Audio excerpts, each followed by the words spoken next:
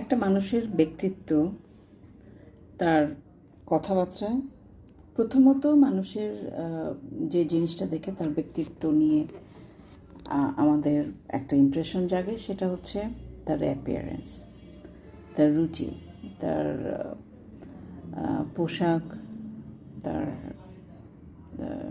ব্যক্তিত্বর মধ্যে অবশ্যই একটা অনেক বড় রিফ্লেকশন নিয়ে আসে।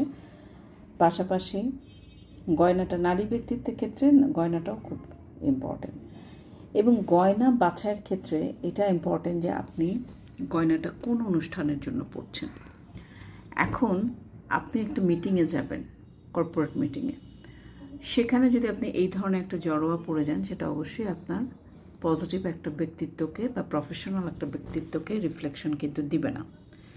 কিন্তু আপনি যদি একটা বিয়ের অনুষ্ঠানে যান, একটা গায়ে হলুদের প্রোগ্রামে যান,